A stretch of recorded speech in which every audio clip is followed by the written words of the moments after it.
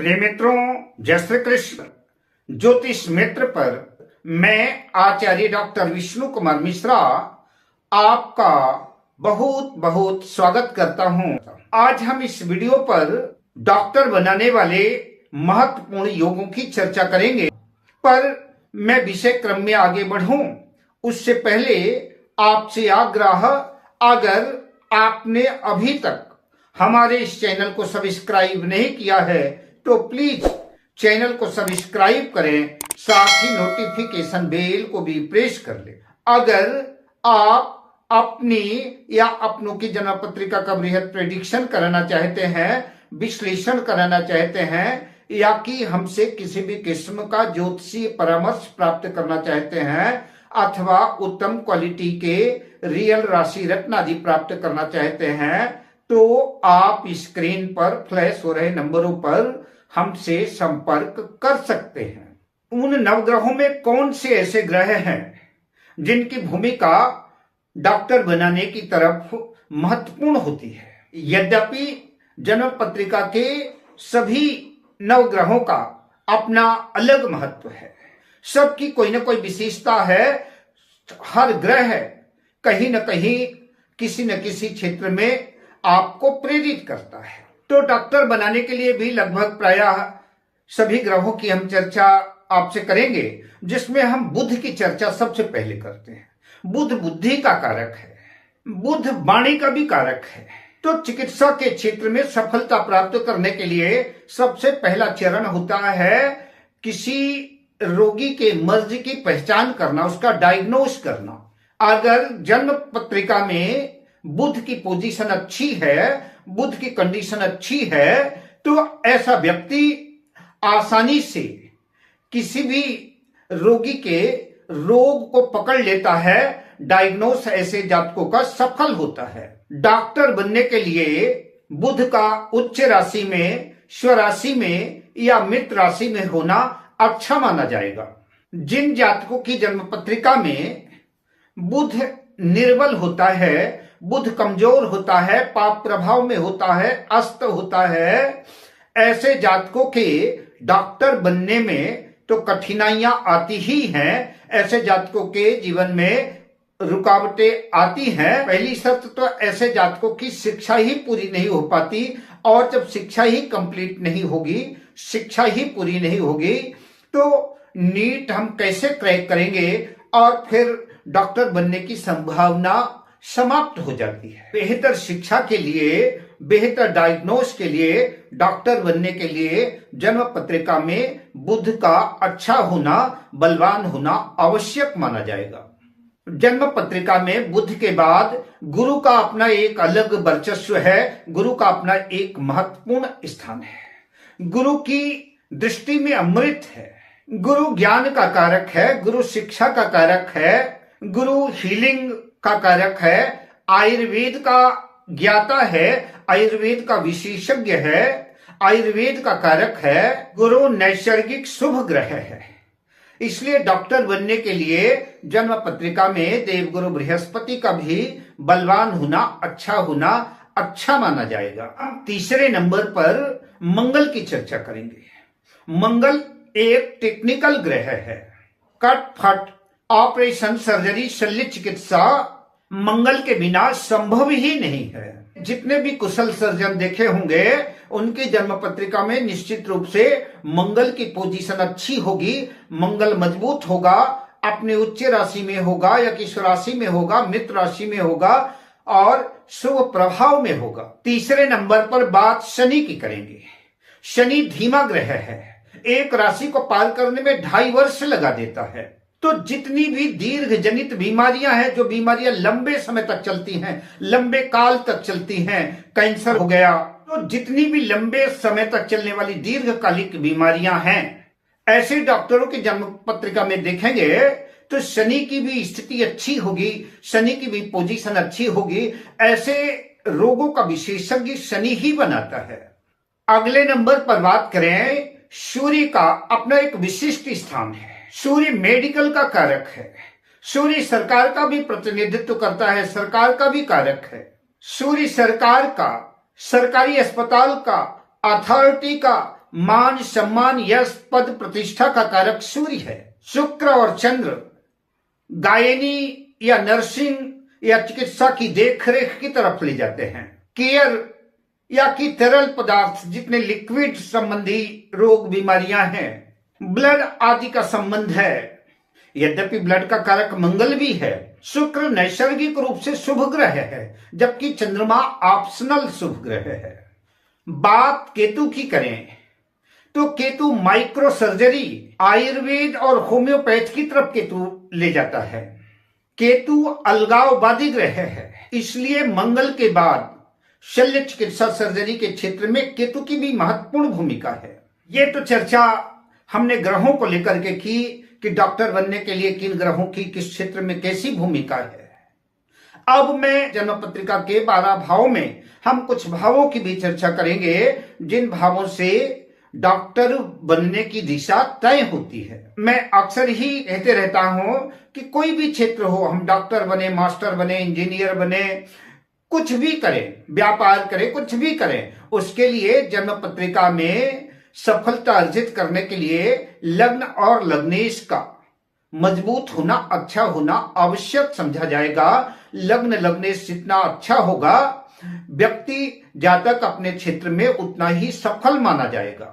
किसी भी जन्म पत्रिका में चाहे कितने अच्छे राजयोग बने हों, कितने भी राजयोग बने हों, लेकिन जो राजयोगों का भोक्ता है लग्न, अगर वो रुग्ण है, बीमार है, आए दिन रोज हॉस्पिटल में एडमिट रहता है या कि चारपाई से उठने में समर्थ ही नहीं है, तो ऐसे जातक के सारे राजयोग व्यर्थ हो जाते हैं। उन राजयोगों का कोई महत्व नहीं होता, क्योंकि जो राजयोगों का भोक्ता है वो राजयोग भोगने में समर्थ ही नहीं है, बीमार है, रुग्ण है, उसकी ताकत नहीं है, कमजोर है। इसलिए लग्न और लग्नेश का अच्छा होना अच्छा माना जाएगा।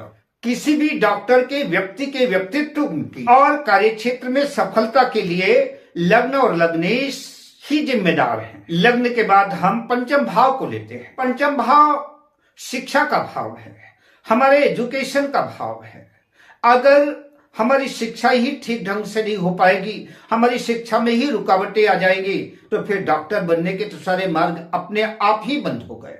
हम जिस जातक या जातिका की पत्रिका का अन्वेषण कर रहे हैं, विश्लेषण कर रहे हैं, एनालिसिस कर रहे हैं, उसके लिए आवश्यक है कि हम उसकी शिक्षा दीक्षा देखें कि इसका एजुकेशन पूरा हो पाएगा कि नहीं हो पाएगा। शिक्षा पूरी हो पाएगी तभी तो डॉक्टर बनेगा।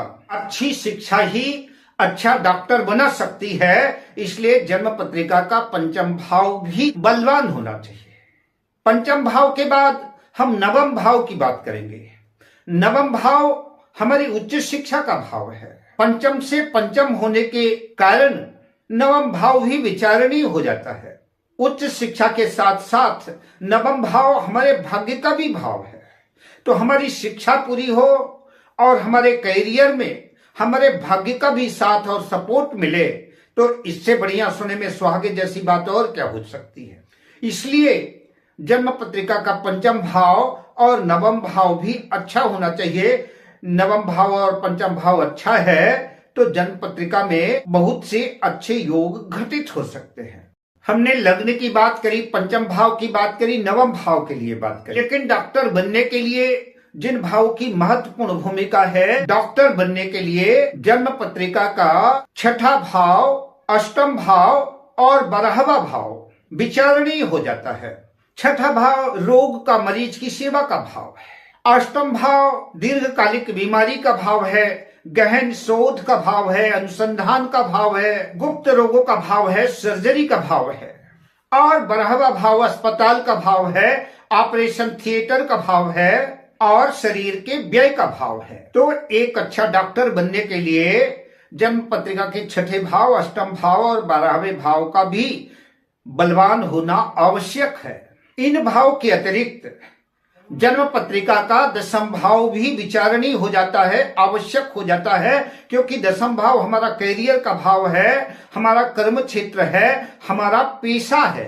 पढ़ाई, अनुशासन से लेकर के सारी जितनी भी जद्दोजहद है इस दसम भाव के लिए ही है, कैरियर के लिए ही है। इसलिए दसम भाव भी विचारणीय हो जाता है। हमने ग्रहों की चर्चा करी, भावों की चर्चा करी। अब कुछ राशियों की चर्चा कर लेते हैं जिन राशियों में कामयाब डॉक्टर होते देखे गए हैं। तो सबसे पहले हम कन्या राशि की बात करेंगे।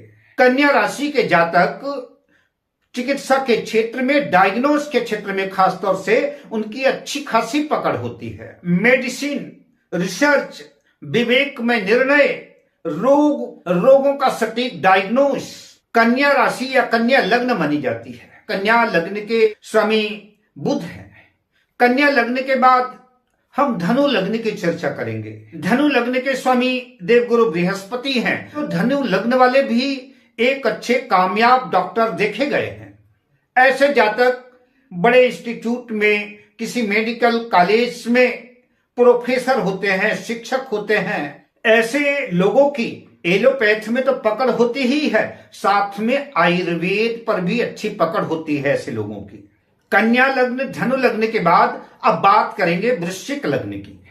वृश्चिक लग्न वाले डॉक्टर अधिकांशतः सर्जरी से संबंध रखते हैं। शल्य चिकित्सा, चीर फाड़ से उनका ज्यादा संबंध होता है। गुप्त रोग विशेषज्ञ होते हैं। ऑन्कोलॉजी आदि के क्षेत्र में ऐसे लोग देखे गए हैं। अब बात करते हैं कुंभ लग्न की। कुंभ लग्न के जातक, उनके अगर जन्म पत्रिका में डॉक्टर बनने का योग है तो ऐसे लोग पब्लिक हेल्थ, सामाजिक चिकित्सा के क्षेत्र में, रिसर्च, पारंपरिक चिकित्सा में ज्यादा संलग्न देखे गए हैं। हमने ग्रहों की चर्चा कर ली, लग्नों की, राशियों की चर्चा कर ली, भावों की चर्चा कर ली, लेकिन वे डॉक्टर बनने के लिए जन्म पत्रिका में छठे, आठवें, 12वें और 10वें भाव का, पंचम भाव का, इन भावों का कहीं ना कहीं अगर आपसी संबंध बनता है, बुध गुरु का संबंध, लग्न का संबंध, 10वें भाव पर शुभ ग्रहों का प्रभाव किसी भी जातक या जातिका को डॉक्टर बनाने की दिशा में ले जाता है। अब विशेषज्ञता की बात करते हैं। कुंडली में ग्रह भाव संयोजन की दृष्टि से जन्म पत्रिका में डॉक्टर बनने के योग हों, साथ ही कुछ विशिष्ट ग्रहों की युतियां किसी भी डॉक्टर को किसी भी क्षेत्र में विशेषज्ञता प्रदान करती हैं। सूर्य और मंगल की युति पंचम भाव में हो, या सिंह राशि मेष राशि में हो, या कि 8वें भाव से सूर्य और मंगल का संबंध बनता हो, और जन्म पत्रिका में सूर्य मजबूत हो, तो ऐसा जातक कार्डियोलॉजिस्ट बनता है। ऐसा जातक हार्ट स्पेशलिस्ट होता है। एक आदर्श कुंडली के रूप में अगर प्रस्तुत करूं तो सिंह लग्न की पत्रिका हो, पंचम भाव में धनु राशि में सूर्य और मंगल की युति हो, और 10वें भाव में देवगुरु बृहस्पति स्थित हो, तो ऐसा जातक हार्ट स्पेशलिस्ट होता है। न्यूरो, आर्थो या जनरल सर्जन के लिए मंगल का उच्च राशि, स्वराशि, दिग्बली होना आवश्यक है। मंगल शनि की युति 8वें भाव में हो या 12वें भाव में हो, या फिर मंगल 8वें भाव में हो और शनि 10वें भाव में हो, तो ऐसा जातक या जातिका प्रयास करने पर एक प्रसिद्ध ख्याति प्राप्त सर्जन बन सकता है। आर्थो स्पेशलिस्ट कट फाट, एक्सीडेंटल, हड्डी, आर्थोपेडिक के लिए 3, 6वें और 11वें भाव भी विचारणीय है। मंगल और शनि की युति जातक को आर्थोपेडिक के क्षेत्र में ले जाती है। आई स्पेशलिस्ट बनने के लिए आंखों के जो कारक ग्रह हैं वो सूर्य और चंद्र हैं। बात आंख की करें तो आंख का विचार जन्म पत्रिका के 2 भाव और 12वें भाव से किया जाता है। अतः 2 और 12वें भाव में सूर्य चंद्र का प्रभाव हो या सूर्य चंद्र की युति हो और जन्म पत्रिका में डॉक्टर बनने का योग हो, तो ऐसा जातक आई स्पेशलिस्ट, आंखों का डॉक्टर बनता है। जन्म पत्रिका का 2 भाव दांत का भी भाव है, मुख का भी भाव है। अतः 2 भाव में अगर शुक्र और शनि की युति है या कि शनि और शुक्र का प्रभाव है, तो ऐसे लोग बीडीएस, डेंटिस्ट यानी दांतों के डॉक्टर बन सकते हैं। जन्म पत्रिका के 2 या 3 भाव में बुध और शुक्र का प्रभाव हो, कुंडली में डॉक्टर बनने के योग हो, तो ऐसे जातक या जातिका नाक कान गला विशेषज्ञ डॉक्टर बनते हैं। जन्म पत्रिका के 7वें और 12वें भाव में शुक्र चंद्र का प्रभाव हो, शुक्र चंद्र की युति हो, तो ऐसे जातक जातिका नेफ्रोलॉजिस्ट, किडनी स्पेशलिस्ट होते हैं। शुगर, डायबिटीज आज एक कॉमन बीमारी हो गई है। अतः शुक्र ग्रह शर्करा का कारक है और गुरु मेटाबॉलिज्म का। जन्म पत्रिका के 6ठे भाव में शुक्र और गुरु का प्रभाव हो, तो ऐसे जातक डायबिटीज, मधुमेह स्पेशलिस्ट, शुगर स्पेशलिस्ट डॉक्टर होते हैं। बुध और शनि की युति जातक को गहन इकाई, गहन चिकित्सा के क्षेत्र से जोड़ती है। ऐसे जातकों की रिसर्च और अनुसंधान के क्षेत्र में भी अच्छी पकड़ होती है। बुध और केतु की युति रिसर्च की, माइक्रो सर्जरी की तरफ ले जाती है। मंगल का 6ठे, 8वें, 10वें भाव से संबंध एक अच्छा सर्जन बनाती है। मंगल और शनि की स्थिति अगर जन्म पत्रिका में है, तो ऐसे डॉक्टर कठिन से कठिन सर्जरी में दक्ष होते हैं। मंगल केतु भी जो है माइक्रो सर्जरी की तरफ ले जाते हैं, लेकिन इस बात का भी ध्यान रखना है कि कमजोर मंगल सर्जरी से दूरी बनाता है, कमजोर मंगल सर्जरी नहीं कर सकता। अतः ऐसी स्थिति में सर्जन बनने का योग घटित नहीं होगा। जिन डॉक्टरों के बड़े बड़े अस्पताल होते हैं, प्रसिद्ध अस्पताल होते हैं, या कि मेडिकल कॉलेज होते हैं, यहाँ तक कि कुछ अस्पताल, कुछ मेडिकल कॉलेज, नर्सिंग होम अंतरराष्ट्रीय स्तर तक प्रसिद्ध होते हैं, उन डॉक्टरों की जन्म पत्रिका में 10वां भाव अत्यंत बलवान होता है, शुभ प्रभाव में होता है। 6ठे भाव और 10वां भाव का संबंध या 10वां भाव 12वें भाव का संबंध, और साथ में सूर्य और गुरु का 10वां भाव से संबंध जातक को ऊंचाई, कामयाबी और सफलता का शिखर स्पर्श कराता है। ऐसे जातक एम्स, अपोलो, फोर्टिज आदि बड़े बड़े संस्थानों से जातक को जोड़ता है।